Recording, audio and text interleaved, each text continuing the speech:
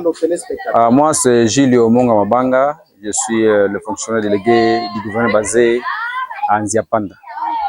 Pouvez-vous nous parler de la situation sécuritaire dans votre Ok. région?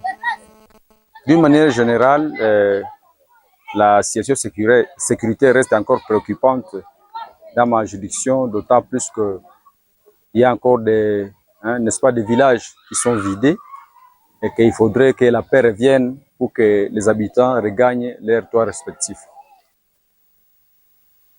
Alors, dans votre région, il y a eu les derniers massacres qui a coûté la vie à une dizaine de personnes. Pouvez-vous nous parler? Est-ce que la population commence à vaquer librement à leur occupation? Non, certainement non. Pourquoi? Parce qu'il y a des grands villages qui sont vidés. Il y a le village de Ndoyo qui a été tellement touché. Et il y a également le village de Kassenyi qui a été touché.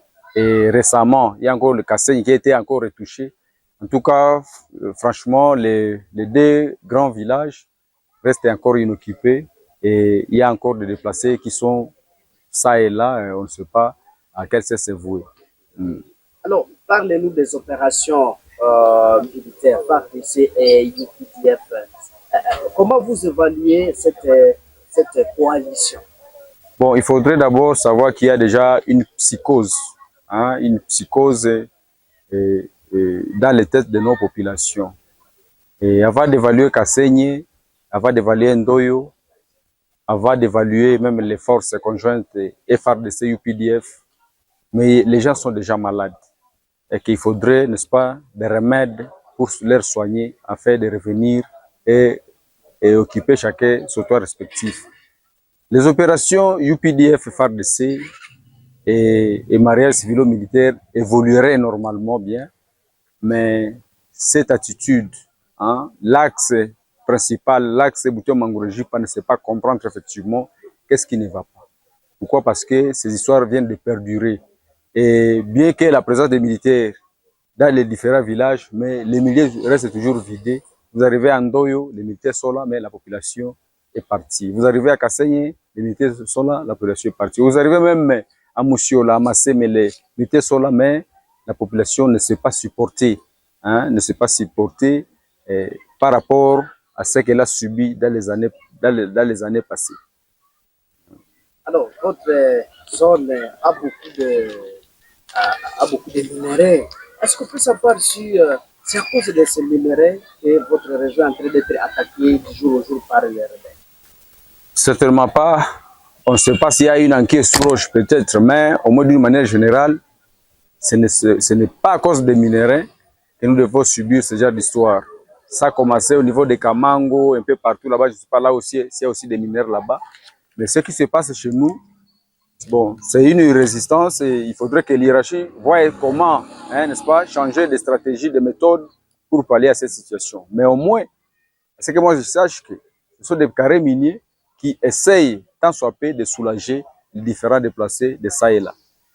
Donc on peut savoir si ces carriers miniers hébergent ou encadrent la part des déplacés ou de votre population. Bon, nous étions les carrés miniers, je ne saurais pas comment vivrait cette paisible population. Parce que au moins les gens qui ont quitté Isangue, Bandulu, Boudoudia, Mabouo, jusqu'à Midede, ils sont tous concentrés au niveau de Mangouré-Jipa par là-bas. Il y a un carré minier, un site minier qu'on appelle Pangoï, c'est là où tout le monde est concentré, quelles que soient les difficultés, quelles que soient les conditions d'exploitation minière. Mais aussi au niveau des Nziapanda, il n'y a que les carrés miniers de Kaheku, Komibel, qui supportent, n'est-ce pas, les environs, ceux qui sont venus de Kianganda, Maeba, un peu partout là-bas.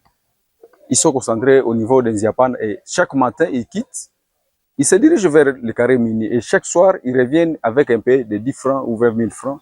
Bon, ça leur soulage pour le minimum vital quotidien. Alors, comment ils sont protégés là-bas contre l'insécurité dans votre région? Bon, donc les grandes agglomérations sont au moins sécurisées. il y a les militaires, comme à Kaekou, il y a une position militaire qui est là-bas.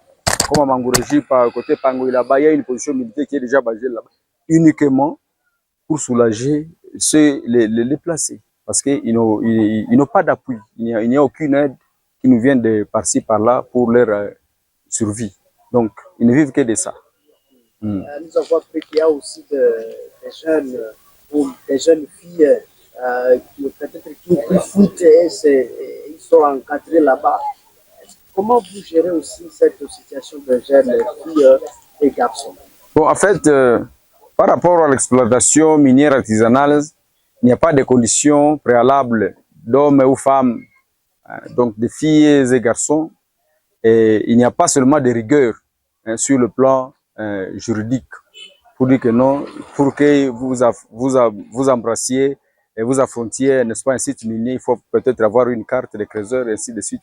Par rapport à la conjoncture actuelle, on essaie un peu de supporter tout le monde, comme d'habitude. Il y a des mamans dans tous les sites miniers, elles ne jouent qu'un seul rôle, c'est de transporter ces pierres-là, n'est-ce pas, les décharger auprès des machines, et ce sont les broyeurs qui viennent à leur tour pour n'est-ce pas, s'en occuper. Et qu'à leur tour, autant de tours qu'ils effectuent, le nombre de tours, on est payé. Si un tour, on peut fixer ça à 3000 francs, c'est que si on effectuerait autant 5 tours, donc on peut tomber facilement sur 15 000 francs. C'est dans ce sens que ces filles-là sont en train de vivre. Mais au moins, leur comportement est digne et responsable.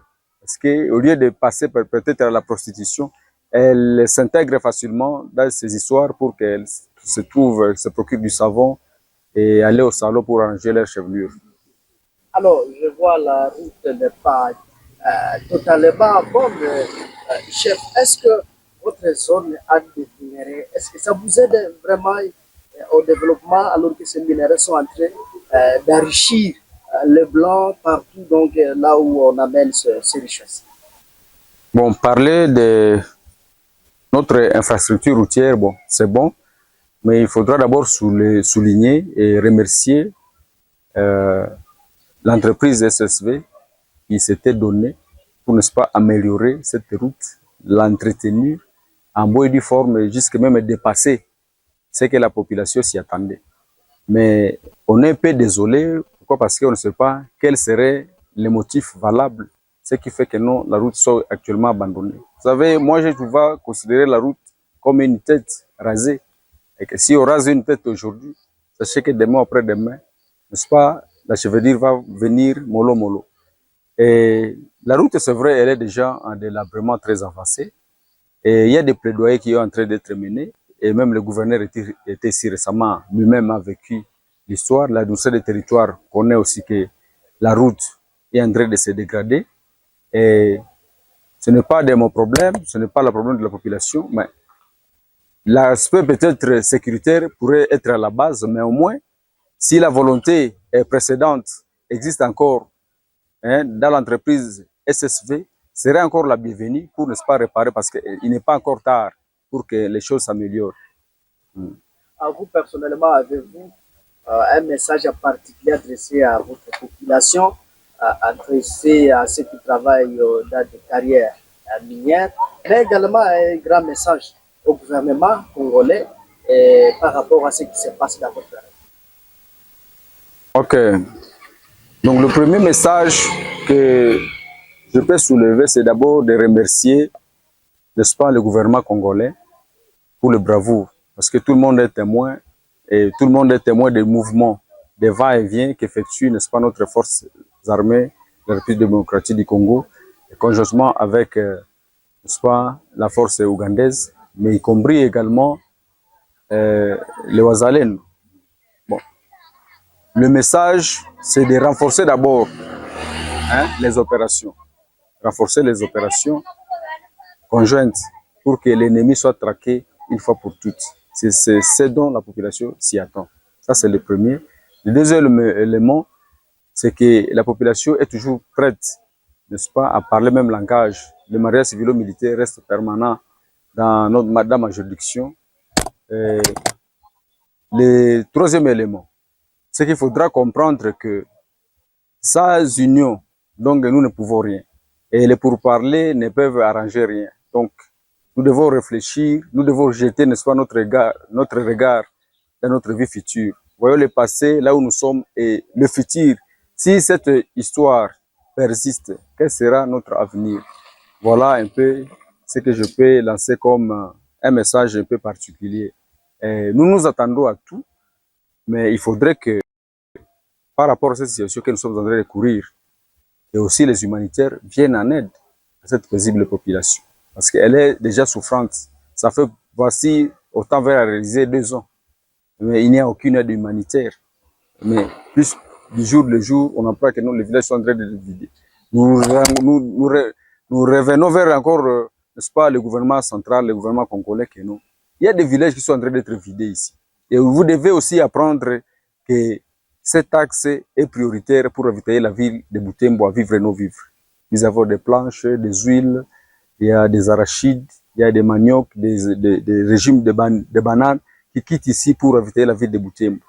Lorsque les villages sont en train d'être vidés, je pense que ça ne peut pas arranger toute une communauté et on ne serait pas aussi là, on ne se sentira pas à l'aise de croiser les bras parce que on doit s'attendre que notre Dieu viendra un jour pour nous sauver. Donc, le gouvernement doit nous aider à aller à réaliser de grandes choses. Oui, en tout cas, chef, encore une fois, rappelle-nous votre nom.